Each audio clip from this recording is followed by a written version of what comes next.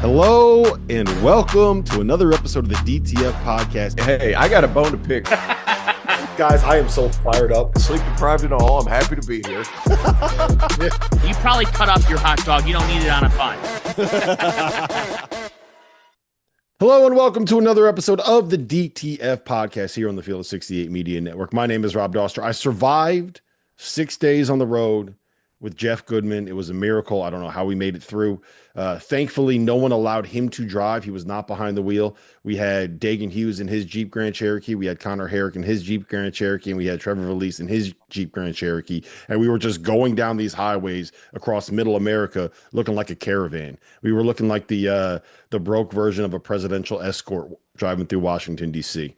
With all of the Jeep Grand Cherokees that we had. Jeep, if you're out there and you're interested in a sponsorship. Yeah, right. Yeah, Come on. right. Let's go. Next time we do this road trip, we got to get it sponsored because that was spending 6 days with those crazy SOBs was not worth it for a deal that didn't have a sponsor. So we need that sponsor next year. Get on that, T.O. That's your job. What's going on, fellas? I can't believe that nobody wanted to jump on that for those four schools. Yeah. What are we doing? Who's our marketing department? It's not me. It's me. Oh, yeah. I'm the marketing department. Hey, I'm the marketing department. I'm not very good at my job. It is what it is, man. You're the marketing. You're the marketing department head. The associate marketing officer is Randolph Childress. That's right. That's part of our problem. Yeah. That's part of our problem. Well, he just kind of emerges, like he'll just sort of like reappear, at Champions Classic out of hibernation. Or out of a golf course. It was funny on Tuesday morning. I probably haven't heard from Randolph in like 3 weeks, right? And out of nowhere, I just get a text. He sends me and Jeff a text that just says, "How's the drive going?" And I'm like, I'm ready to kill Goodman, Randolph. But thanks for asking. What a great road trip! I mean, kudos to you guys for getting access to the level that you did with those four programs. That's tremendous. And it sounds like you came out with a lot of, one, good intel, and two, particular excitement around Louisville and Kentucky and all that's happening. Yeah, it was we timed it right with those two coaches and the way that program is trending. Here's my theory though, okay? I think that the reason we were able to get it at all four schools is because we got it at one school and the rest of them were like, nah, fuck that. If you're doing that, I'm doing that too. No, they're not going to be the only ones that have that. We're doing that too. So I think it was a little bit of jealousy that worked in our favor there. We'll talk about all this stuff here in a second. I want to start by just saying real quick, we announced on Monday the deal that we signed with On3. I just want to make clear, we posted this, we tweeted this. Nothing is going to change from the podcast side. We're still doing everything that we're doing. The DTF pod still exists. We still have Fanta. We still have TO. I'm still going to be here every week. The Field of 68 After Dark live streams are still going to be exactly what they were. The only thing that's going to change is we now have a website that has our written work. We have a message board where we're going to, let's just say we'll post some teasers of some of the information that we hear over there on that message board. So sign up for On3 if you want to go over there. Maybe we'll even get Fanta to jump on once in a while to do an Ask Me Anything on the On3 message board. Fanta, what do you think about that? How much will how much do I have to bribe you to get on there? Hey, like he said, Fanta, nothing's changing. Our paychecks, they're not changing. Well, as he was saying this, all I was thinking of was like, I just thought of the concept of like a TO's blog and just the stuff. Everything would be misspelled. The spacing would be off. No, the truth is, if I ever hired someone to do written content, it would not be TO. It would be TO's brother. 100%. And ask me anything. Well, we'll see. Yeah, I'm open to anything. All right, so here's what I do want to ask you. We're now 3 weeks into the college football season. We've seen the Fanta in 60. We've seen that go viral. We've seen those moments. How's that going? We've seen you working with Nikki. We've seen you working with Great. JP. Talk to me a little bit about it, man. Are you enjoying your dipping your toe into the college football waters? Loving it. We're having a blast, and the season's off to a really intriguing start for a variety of reasons. I mean, of course, I think the thing that stands out to me was like Arch Manning came in with all these expectations. He has not lived up to those expectations thus far. And I feel bad for the kid in some regards because I don't feel bad whenever you're getting paid as much as these guys are getting paid. Yeah. That's now out the window. However, have you seen the Arch Manning beside Uncle Rico comparison? Have you seen? Yes. Like unbelievable. It's been And tough. Arch is going to figure it out. Been But tough. that is elite. Yeah. I don't know if he is, man. I don't know, man. I don't know. if he's No, Georgia, that is Tennessee elite. was That so is good. That is elite. I didn't say he was elite. He might not figure it out, but like, poof. Joey That's Aguilar looks elite, and Tennessee almost did it. I mean, they should have done it, and they came so close. I'm sorry, T.O. You had a tough Saturday. Oh, it was a bad Saturday in the Oglesby house. Yeah. But Georgia's not at the level that they were at when they were just dominating. So, I mean, my instant college football reaction, this is a college basketball podcast, is chaos. I don't think Ohio State's they haven't shown me that they're the absolute best team in the country. We don't even know what Texas really is. I mean, they don't look like a top 10 team. And Ohio State struggled at times with Ohio. So I think it's going to be really interesting, guys. They're the race for a champion. Like, do I trust LSU? I don't know about that. You know, but the big game next week that, shameless promotion that we have is Oregon at Penn State. Ooh. Mm-hmm. And Penn State has not played anybody yet, and a lot of people coming in thought that they could do it.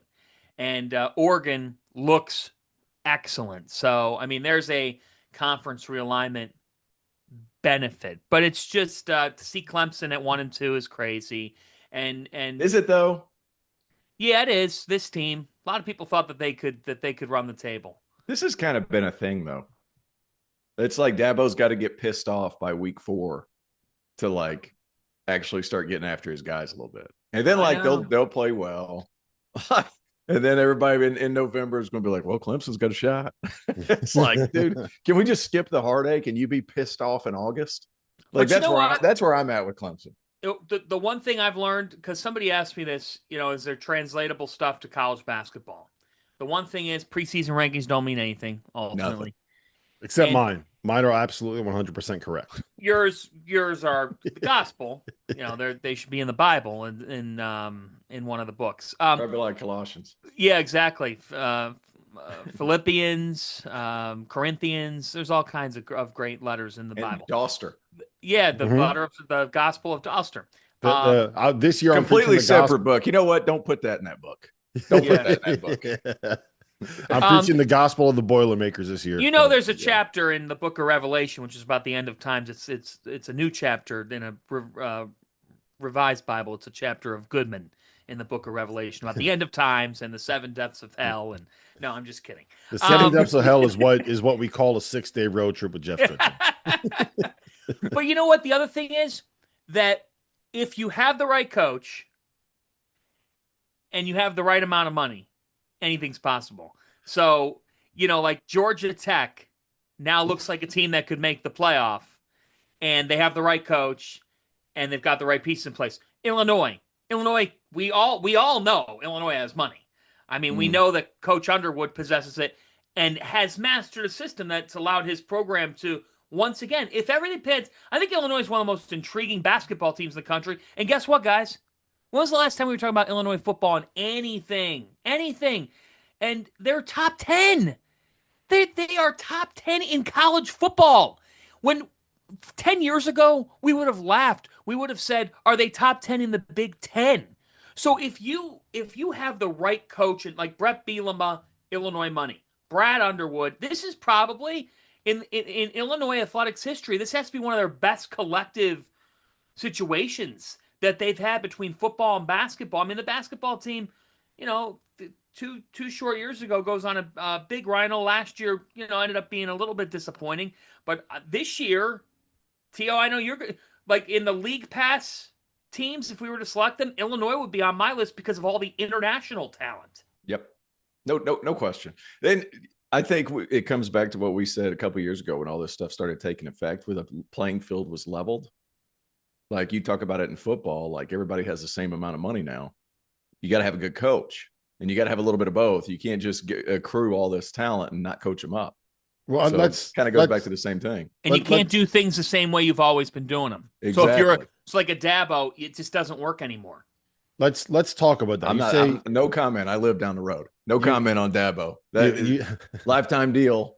No comment on Dabo. Lifetime. Okay. So you say everybody has the same amount of money, which is something that I wanted to talk about here, right? Because but everybody has ability to spend money in theory. In theory. Yeah, that's more of what I'm referring to. Like, you're not just going to have some people paying and other people not paying.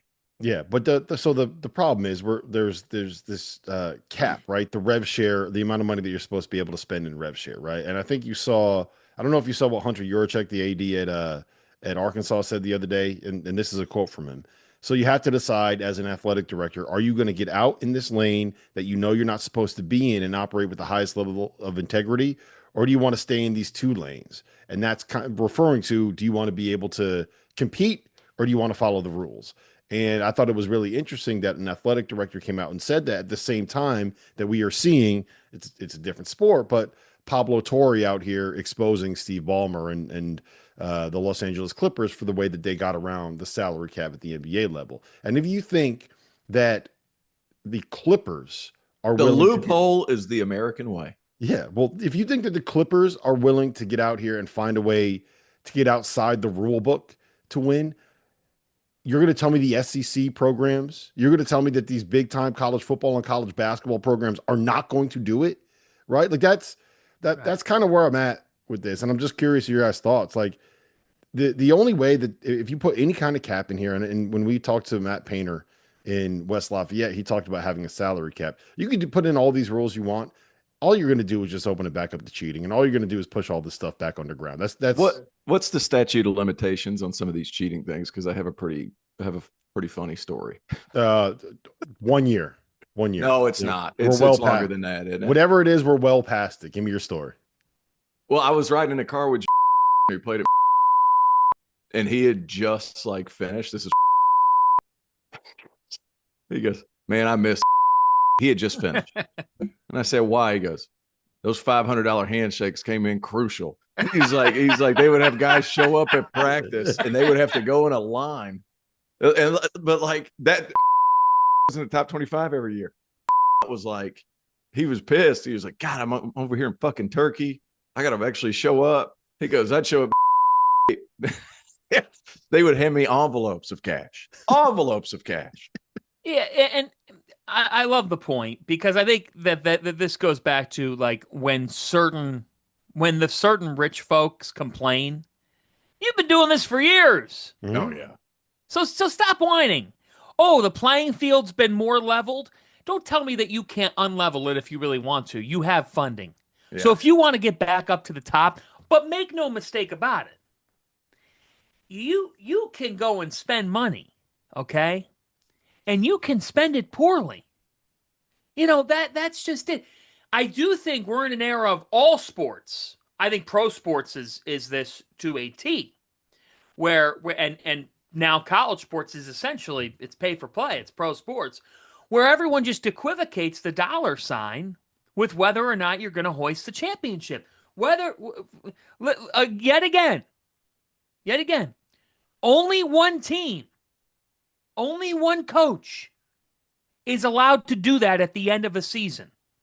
And the great thing about college basketball is when we showed up to the Final Four, you legitimately believe that each of those four teams could be the national champion. Mm-hmm. And I think that is the best sign. When everybody was complaining about the tournament, not having early upsets, and I do think, just because it's basketball, you both played it, you know how the game works, I totally think, even though it might be harder, that Cinderella's carriage in some way, shape, or form is going to pull up to the tournament again, and somebody's going to come out and something's going to happen. It's freaking basketball. That's the magic of the sport. It's a make or miss. It's a feel confident, momentum. Skill can beat sometimes the athleticism, because athleticism doesn't mean you got basketball skill.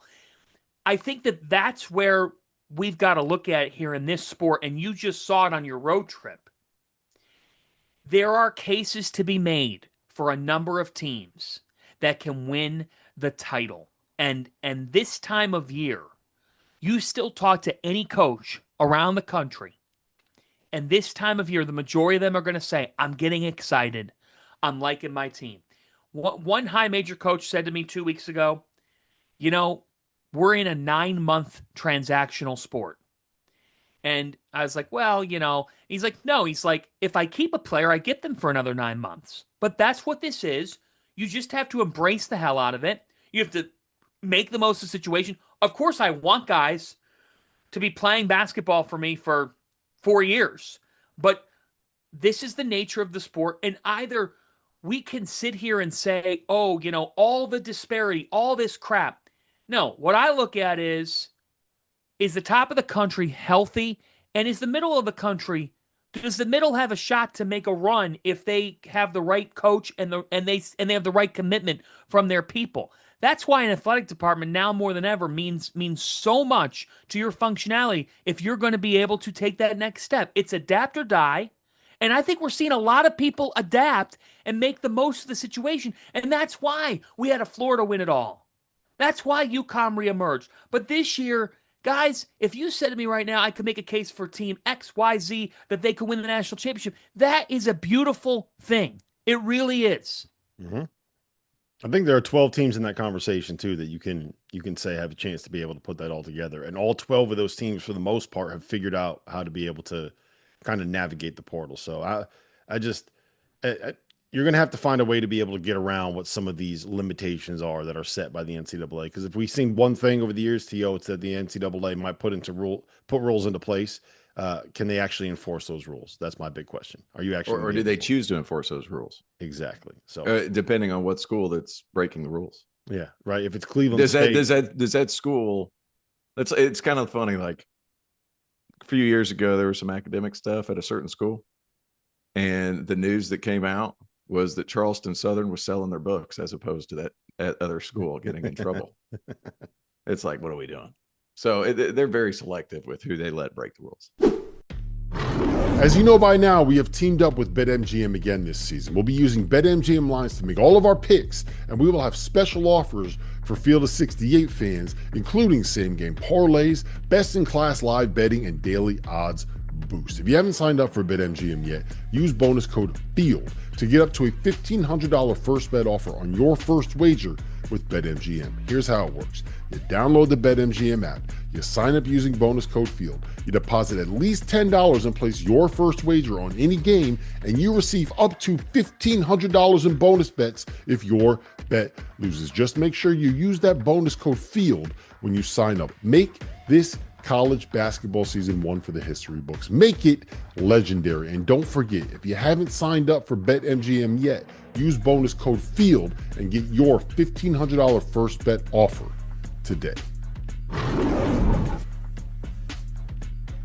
The college basketball season will begin right here on the Field of 68. At 8 a.m. on November 3rd, we will be tipping off the inaugural Field of 68 opening day marathon. 15 hours of non-stop basketball. It will begin in Rock Hill, presented by our friends at Visit York County. Plan your itinerary today at visityorkcounty.com. Winthrop will face off with Queens in the opener, followed by Bradley taking on St. Bonaventure. Then we head out to Sioux Falls, South Dakota, where it'll be presented by Sanford Sports, who is changing the way people play and making sports accessible and fun for all. Murray State gets Omaha at 1 p.m. Eastern Time, with Drake taking on Northern Arizona in the second game in Sioux Falls. Then it's back to Rock Hill for a showdown between Furman and High Point, with Merrimack taking on South Dakota State in Sioux Falls in the nightcap. Tickets for all 6 games are on sale now at the links in the description below. Field of 68 opening day.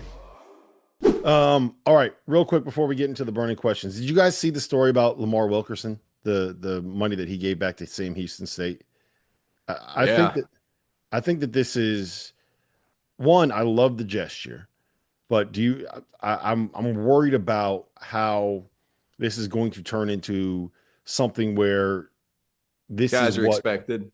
The players are expected to do it, and this should not be something that falls on the players. It should not at all. I don't think it should fall on the players, because that puts an unfair expectation on other guys. The fact that he did that, all-time great move by Wilkerson. All-time great move. And that $100,000 is going to go a long way in that league. It's going to go a long way. They're going to be able to probably get 2 extra players because of that. I good for him. I don't want that to be the expectation for players because one, $100,000. I know guys that are in college right now are kind of like $100,000. He's going to Indiana, or he's going to North Carolina, or he's going to Duke, or he's got like whoever's paying a lot of money right now, $100,000, whatever. I read a story the other day, but Norlander did a great story about how much these guys are getting paid and how there's going to be a huge market correction in this next recruiting cycle. $100,000 is a lot of money. And not only that, you want to talk about a head start for the rest of your life. $100,000 is pretty good. So it should not be put on the players. If there's going to be some kind of buyout situation that the players sign, that's fine. That's a whole different thing. But good on him. Great Lamar Wilkerson story. But somebody who transfers up from arbitrary school UT Martin should not have to pay UT Martin back if they don't want to. So that to me, good on him for doing it. I do want the precedents to be like, hey, if you want to do it, you can do it. If you don't want to do it, like, just don't even bother. I will say that there are already, I've heard a couple stories of coaches reaching out to players that left their program and just sending that's a shit move. That's a shit move for that. It would be nice if you did this too. He spent 9 months at this program. Coach is just looking for an extra thing to. That's a shit move, man. I will say, and on the flip side, the coaches are like, "Well, I helped you get there." Well, that player helps you keep your job. I will say this. So, let me say this: if a coach does that, and like we hear about it, I'll say that name. Oh, I know. I told I will fucking say that name. You should agent, not do that. He helped you keep your job. Don't do that. The agent that I heard that from, I told him, as soon as you get names, if you want to send me screenshots, I will put them on blast, and I will put that's name out there. That's insanity. That's a bad thing to do. Yeah. I will say this about the whole idea of giving that money back. I do think that there should be some kind of rule put in where when a player transfers up, you owe that school 10% of whatever the NIL package is. So let's just say, for example, a player gets $2 million to transfer from a mid-major to a blue blood, right?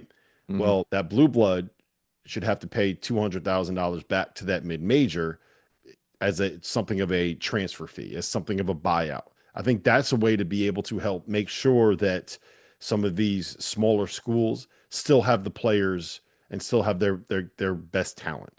Because I love seeing these guys get their payday. I love seeing them get that opportunity, but I do think that you are losing some of the charm of mid-major basketball when you do that. And frankly, those programs should be able to find some way to get financially rewarded for helping these guys develop. That's the way that it works in European soccer. That's the way that it works. I don't know if it works like that for European basketball, but I think I know that's a big deal. I know that whole payback situation is a big deal in FIBA Europe too, with all these players coming over. I don't know if you guys have heard about this, but there's a lot of teams that are pissed off because there's a rule in FIBA to where if they go for an education, they can go free of buyout, whatever.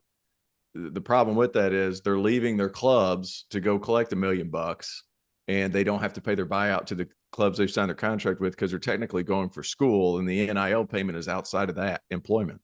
Yep. So it's like there's a lot of messed up things right now. Well, that's why you can get them for some of those European guys for a little bit cheaper than you would think. Because if you're taking, just to keep the numbers down, if you're taking $1 million and you don't have to pay $100,000, $200,000 as a buyout, then you can take a little bit of less money doing that, knowing that you're going to be able to keep some of that in your pocket. So the agents too are just having a field day with this. I heard a wild number that one agent took 50% of what the player is going to make. A kid from Europe, 50%. There's no regulation. It's a little bit scary. And some of these guys getting hosed. Athlete AI is the story of the athlete. And every athlete deserves to have the story told. Under the lights and in the spotlight. This is your moment, your rule. Download, capture, create, share. Athlete AI. Your name is trending. There is no sport in America that is more difficult to follow than college basketball. it can be overwhelming. That's where the Field of 68 Daily comes into play. The Daily is your go-to source for injury updates, recruiting news, and transfer portal additions that actually matter. For just $50 a year, get access to the same information that your favorite team's coaching staff is subscribed for. Quality content can be hard to find in the college basketball space. The Daily is here to help you with that. Can we get back to basketball? Yeah, let's dive into this road trip. Okay. So I have 6 questions that I came away with. Let's try to keep the answers to each one of these to about 5 minutes. All right. But these are the 6 questions that I had about the 4 teams that we saw on the road trip. And I want you guys to tell me if they are valid concerns or not valid concerns, or if they are valid questions to have. So we'll start with number 1. Are you buying Kentucky as a team that can be a potentially elite 3-point shooting team? Pope told us that he wants to set the record, break the record that they set last year for most 3-pointers made in the history of Kentucky basketball in a single season. Fanta, are you buying Kentucky as a potentially elite 3-point shooting team this season? 100%. And that's because their backcourt is about as deep as any in the country.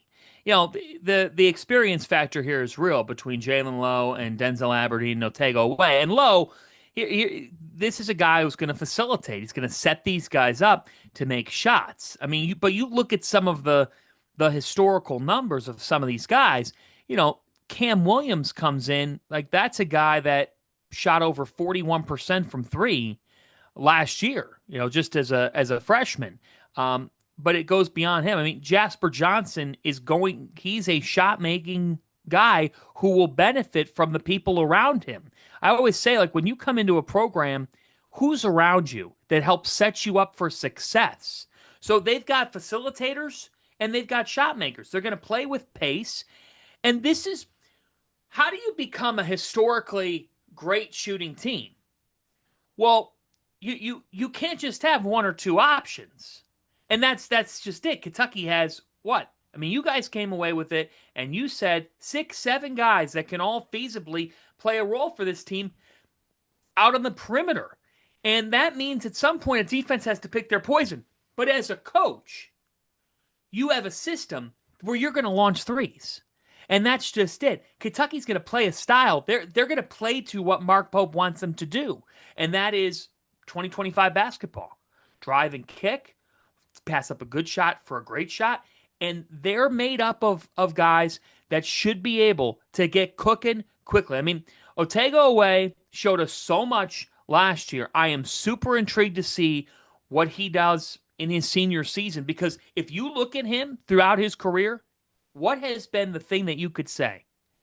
Every year this kid has gotten better. Mm-hmm. He works and works and works. And I think with Lowe, I mean, the last point I would make is, like, Jalen Lowe's figures last year were not good from 3.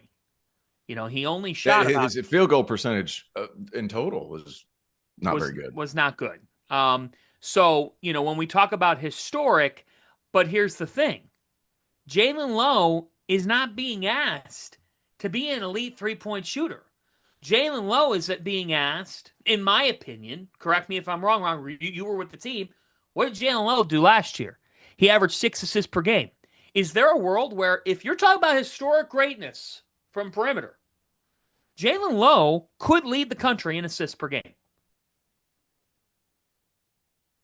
He could be. He averaged 6 last year. What happens if he averages 7 or 8 this year? He's going to be around there. He's going to be, right? He's being asked to facilitate. Do you think that offense is conducive for somebody to average 7 assists a game? Oh, yeah. In theory, yeah. My take is that I think it has to be a 4 or 5. Yeah, I don't think anybody plays enough minutes to be able to get that many assists. They're going to play 11 or 12 guys, and I think everyone's. I think within these Zoom concepts and these 5-out concepts, it needs to be like Ali Khalifa, who had that great year averaging 5 assists. But your point stands, Fanta. They got to share. Can I also just say, like, I mean. I took the wrong information from what you were saying. No, can we debate this as well? Wait a minute. My mind started spinning. No. It's the ADHD totally kicked in, and you saw a score. Yeah, but my ADHD kicked in too here. T.O. I'm open for the debate here. Yeah.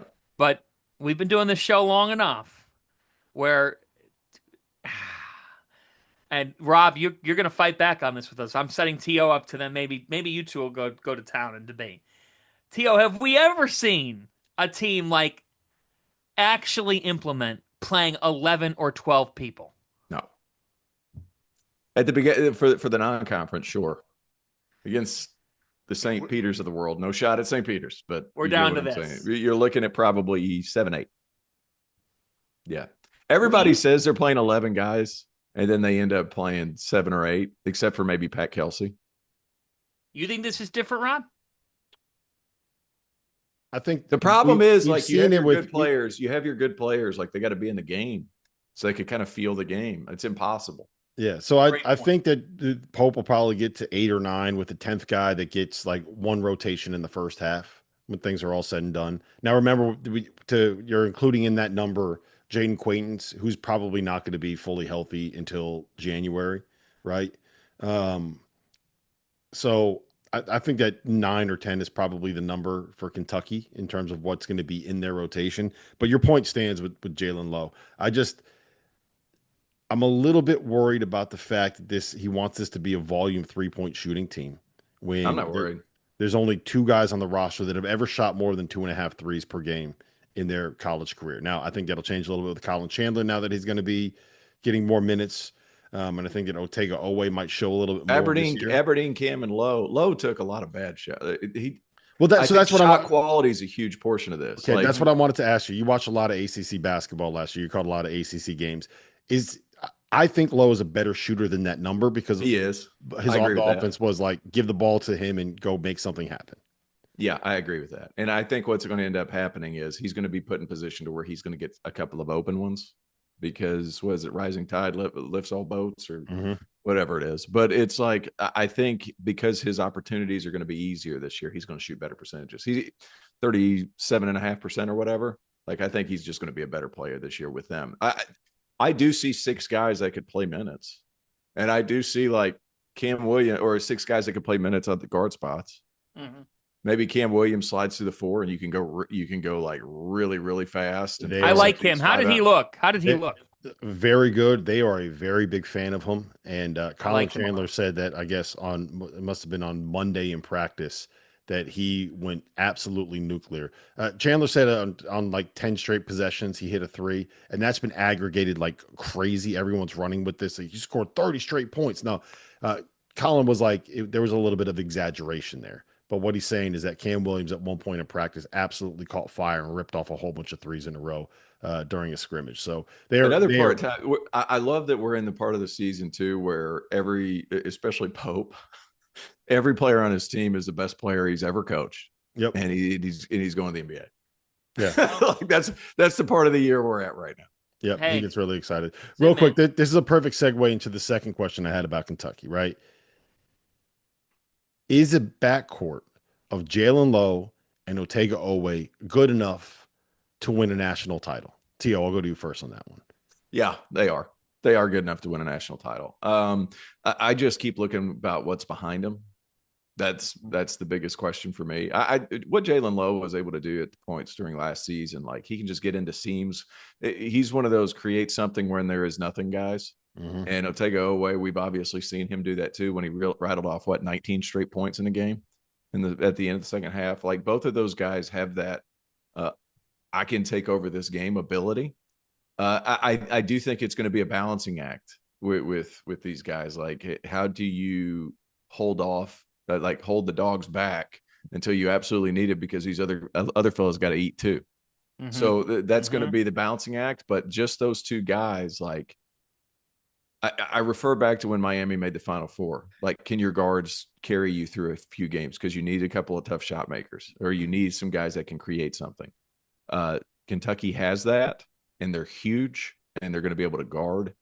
And they have enough guys that can hold the boat up if these guys are down a little bit on a particular night to get them to the last 3 minutes of the game. Yeah. So and I think it's going to be a really good team. Really good. I think they should be in Indianapolis. Should be. Yeah. I think it goes beyond just those 2 as well. Like Aberdeen is a guy that that is going to get hopefully have a little bit of an expanded role, and he's better than what his numbers say. And I'm telling you, man, Colin Chandler looked so much more fluid and explosive than I remembered him being. I guess I didn't realize this. When he got back from his mission, he came back, and then like a month into getting back into shape, he pulled his hamstring in like July and was out until about the same point in the season as now. So he only really started getting back into the mix, like getting in shape, working out, trying to get like the touch back, trying to get the shot back at this point last season, like mid-September. So he looked he was a mother to prepare for when he played for the Utah Prospects. I know that. Yeah, like he was so good. He's looking like that guy again, T.O., which to me is a little bit of a game changer. And I also think Jasper Johnson is a guy that we've kind of forgotten about a little bit. Fan, I'm gonna let you weigh in here. Can Jaland Lowe and Otega Oweh win a national championship? Is that good enough for Kentucky? Well, they can. They're good enough. The question for me isn't Kentucky's backcourt; it's Kentucky's front court. You know, it's just a matter of can Kentucky's front court be able to do their job. They're going to be a backcourt-oriented team, and you just said it, Terrence.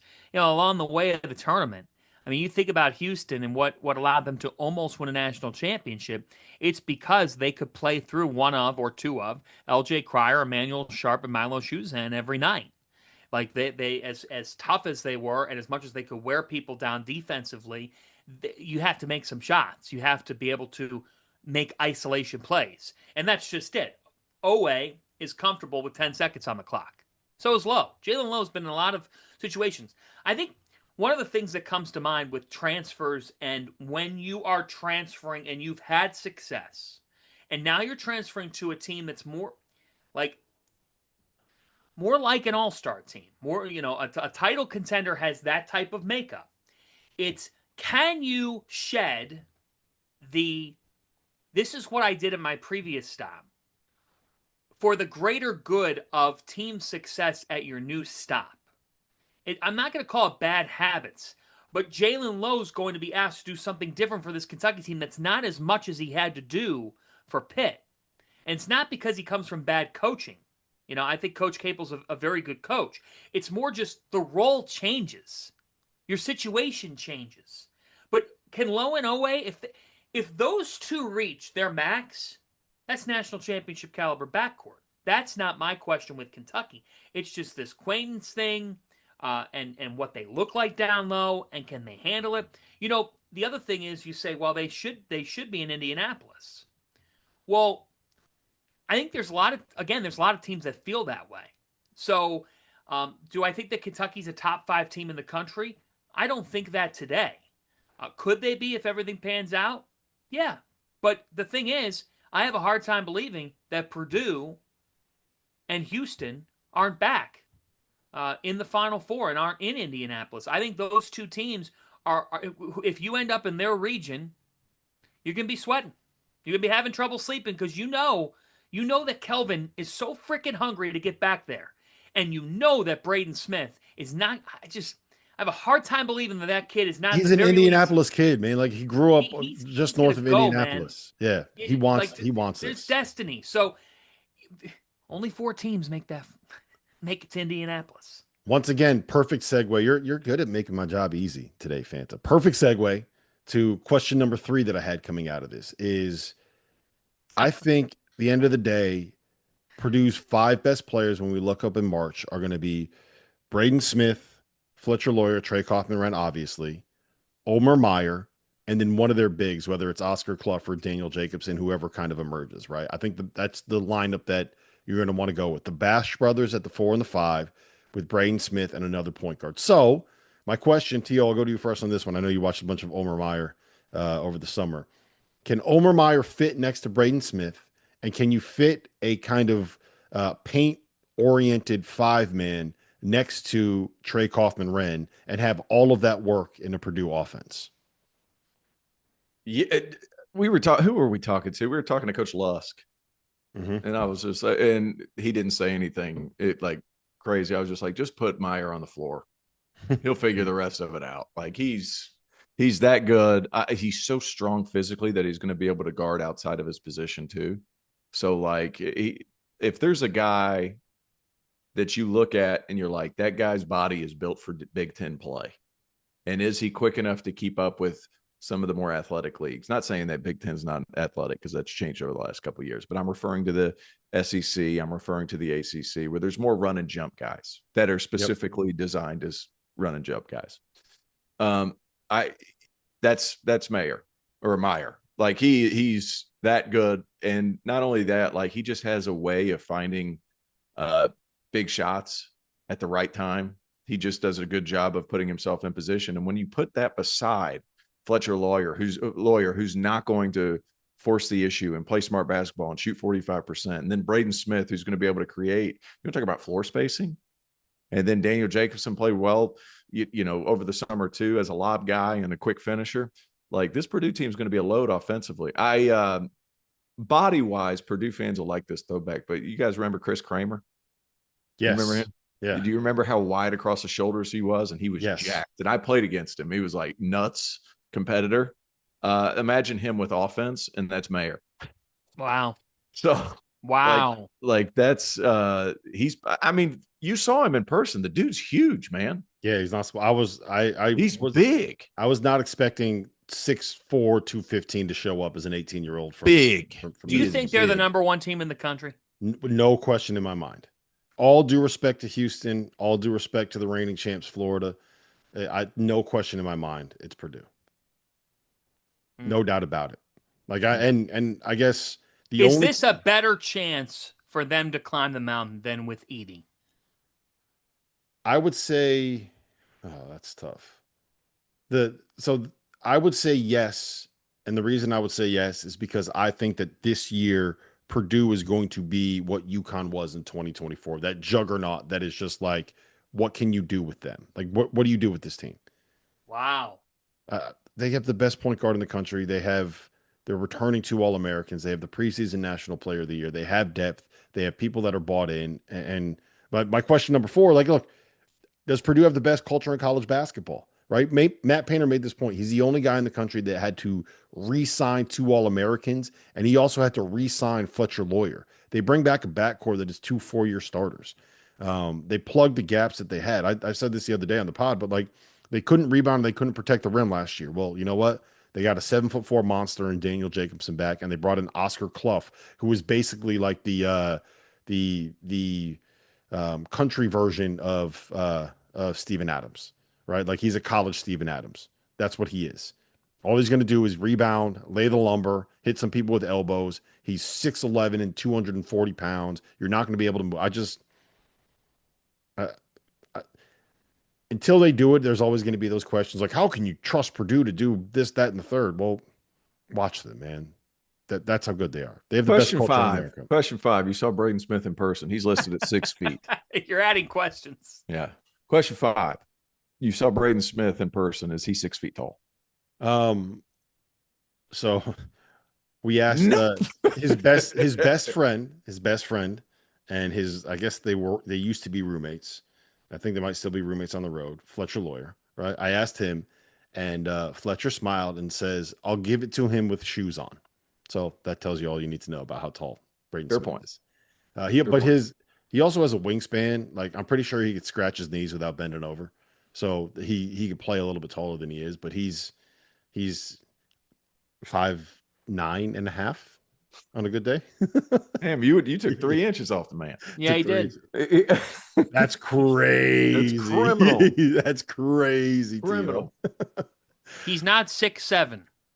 No, he's not. Yeah, no, he is not 6'7". What is this meme? I feel old. Oh, my son's on that right now. 6'7". Yeah, my kids. It is everything. You ever say 6? Sense. We're counting, and it's a 6'7".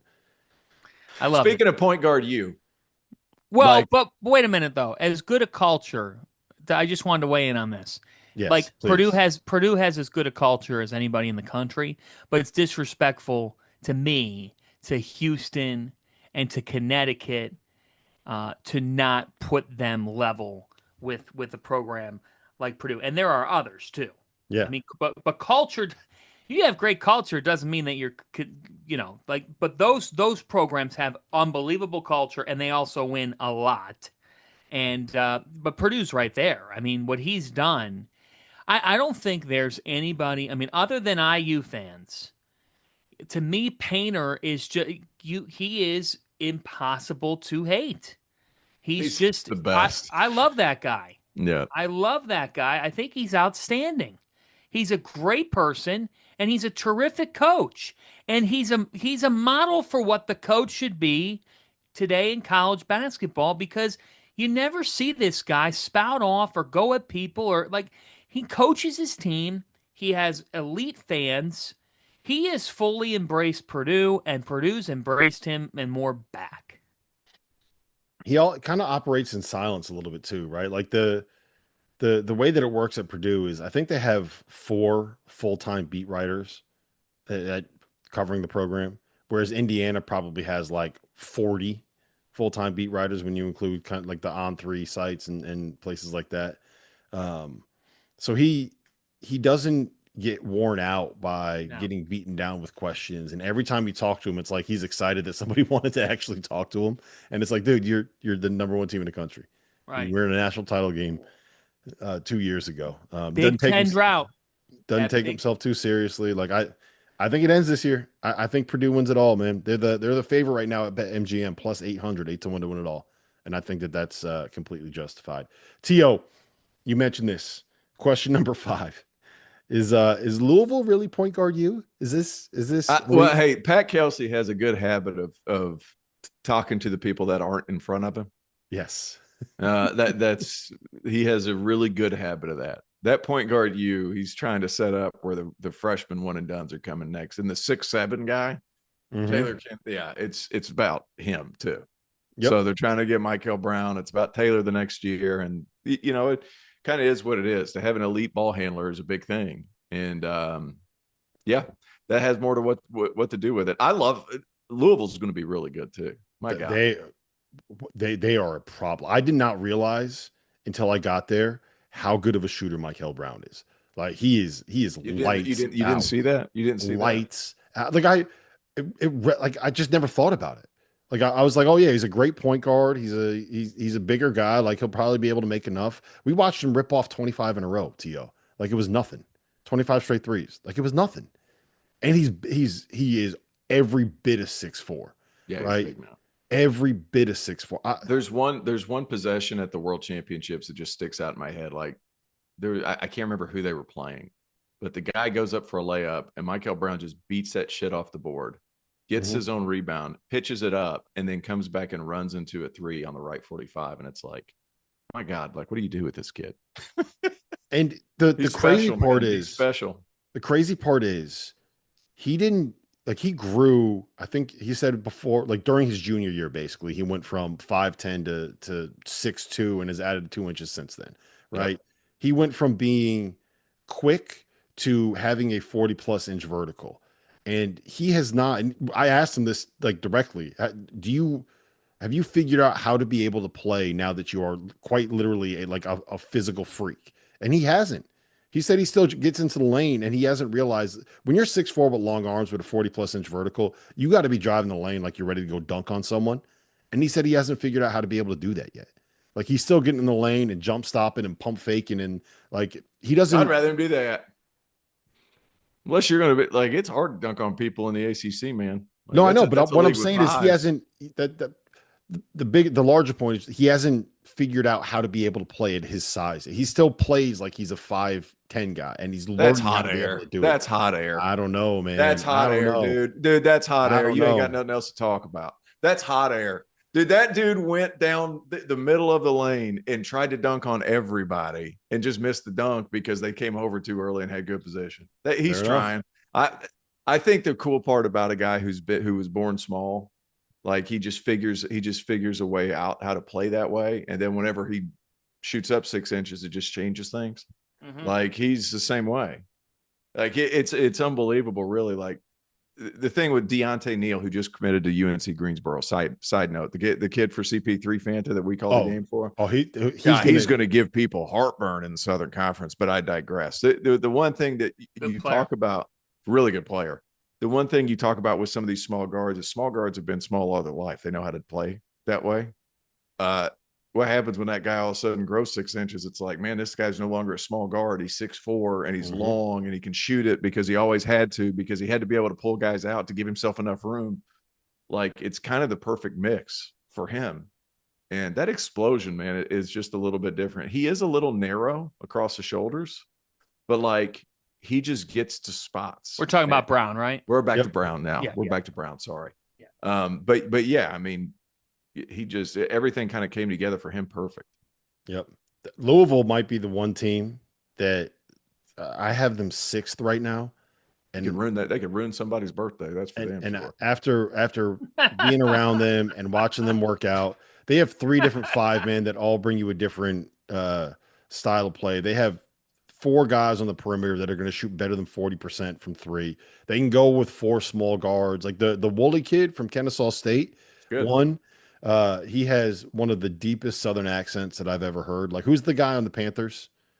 On the Carolina Xavier Panthers. Leggett. Yeah, like it's bordering on Xavier Leggett kind of an accent. Like, I thought we needed a translator there for a second. Tuscaloosa, man. Tuscaloosa. But he is a dog and competitive. They got some like Javon Hadley is your perfect 4-man on a team like that. I think Kason Pryor understands the value that he could bring as he's coming back from injury. It seems like everybody's bought in. If they can guard, right? Like, if they get enough out of Fru and out of Ali Khalifa, and out of they love the big Greek kid they got too. If they get enough out of their 5-man defensively, like, that is a team where that could be a very real problem. Louisville has never won the ACC regular season championship.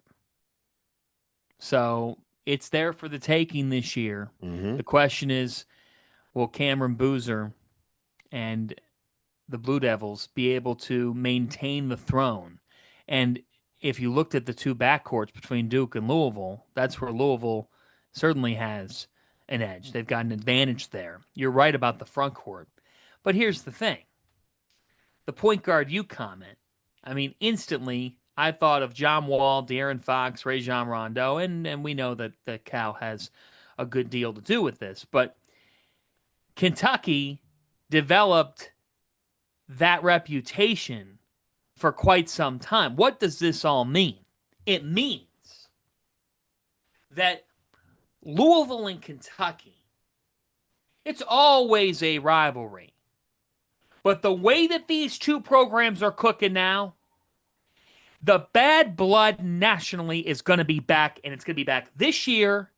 And those 2 coaches, they could smile and wave however they want to towards each other publicly. But I can tell you right now, they want to beat the hell out of one another, and it's good for the sport of college basketball. Louisville, Kentucky is a destination game. It may be the number 1 game.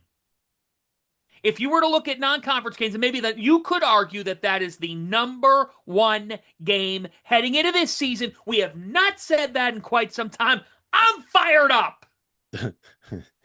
Me too, Fanta. I am fired up. That fired me up. That fired me up. Who is going to take it between those 2 teams? Who is going to take it? That's now a recruiting game. It's a money game. It's a fan game. And it's a coach game. Because those 2 coaches are on similar going around, it's like going up the escalator. Who's gonna land last year? Who's gonna land the punch here? This is the first big punch between Kelsey and Pope. Mm-hmm. Are you saying that Pat Kelsey and Mark Pope are frenemies? Is that what you're telling us? Is that what I'm hearing? I'm saying that anybody who coaches at Louisville and Kentucky is a frenemy. You could be friends. You could be, but when push comes to shove, and the message boards are firing up, and there's money on the line. It's difference between, we're talking another 7 figures in Both that of Tweet something about Louisville, and you'll get more hate comments from Kentucky than you will Louisville fans. Yes, that's funny. All right, let's end it with this last question that I have, and it has to do with Indiana. Yeah, I was going to say, man, like what's going on with them? How was the What's happening with them? Yeah, so come on, baby, tell us. I have multiple questions, but the biggest one to me is that, can Reed Bailey be a 5-man in the Big Ten? Can Tatum Conaway be a point guard that is an above average point guard in a conference that has Braden Smith and Bruce Thornton and Elliot Cadeau and there's I don't have the list in front of me. It's got like Bennett Sturts, Donovan Dent. There's like Nick Boyd, John. There's like 6 guys in that conference that have an argument to be first or second team All-Americans at the point guard spot. Do you trust Reed Bailey as a 5 in the Big Ten? Do you trust Tatum Conaway as a point guard in the Big Ten? T.O., you're the Big Ten hater here. Do I trust that they could do it? Or I Yeah. thought that was good. I thought we were going Fanta. I was just thinking. A lot of it comes down to scheme. Like I don't really, I don't know. I think Bailey could play the 5 because skill beats everything. And if you've gone back and watched his Davidson film, plenty of that. Like this guy's a really good basketball player. Mm-hmm. They're going to run a lot of good shit this year, man. I'm telling you, like their 5-out stuff. They're going to use him as the initiator. They're going to have him be like their playmaker. Conaway's going to be the guy. Or I'm sorry, they're going to have him be the initiator, whereas Conaway's going to be kind of the guy like end of a clock, go get a paint touch, see if you can make something happen. But it's a lot of the offense is going to run through Reed at the 5. Yeah, Reed was. I don't think anything. Nobody's doubting that Darren DeVries is going to run good stuff. Yeah, he's going to run good stuff. And the thing is Bailey, the way he can grab and go as a defensive rebounder and ignite the break himself, he's going to cause some headaches. And I think being able to play fast, the concern I do have is maybe on the boards. Like, are they going to be able to close out possessions and then be able to get down there? But if they're scoring 90 points in the Big Ten, they're going to win a lot of games. But it's like he's a really talented player. Do I think he can play the 5? Yeah, especially on the offensive end. I just defensively, it comes down to scheme. I'm worried about the boards. That would be my biggest concern with Reed Bailey. Not because he can't do it, just because, like, you know, look, it's because when you go into the Big Ten, like Michigan's got Morris Johnson and Yaxel Lindenberg, and Purdue's got Trey Kaufman-Renn and Oscar Clough, and Illinois' got Tommy Ivasic, and everybody in that conference has like an absolute. Maryland's got Pharrell Payne. Yeah, everybody has just an absolute monster at the 5, and Reed Bailey is a good 5, man. But he's kind of the antithesis of Pharrell Payne too. Yeah, like he's going to give him headaches. You got those are 2 polar opposite human beings and basketball players. Yeah, yes. And I'd rather score points than struggle to give them up. Wait, hold on. Wait, you win games by scoring more points than the other. Newsflash. Terrence Oglesby. You win games by scoring more points than the other. Would rather score points than gotta get a stop every now and then. I'm every now and then, but if you're 20 points up, hard stop. Hard when you're playing 2 games a weekend. Yes, we need to talk about this real quick, Fanta, because we will get a text probably twice a week from T.O. saying, hey guys, guess what? I'm in a men's league. I just dropped 35. Yeah. And you look at the box score and they lose by 20 and they've given up 118 points. That's what happened at Peach Jam for him. Yes. He's been doing that since Peach Jam. Know what you're good at, Fanta. That's right. It's the Oglesby way. All right, guys, listen, this is fun. It's always great to catch up with you. We're going to start rolling out conference previews here, coming up here in the next week or 2. What? We have a wild schedule in October, Fanta. I know you're going to be all over the place, T.O. I know you're going to be everywhere. But we will be doing on the Field of 68 16 media days, 16 of them. Throughout the month of October, which is a lot. So I got to get ready and go prep for some of that. For Terrence Oglesby, for John Fanta, I'm Rob Dawson. This was the DTF Podcast.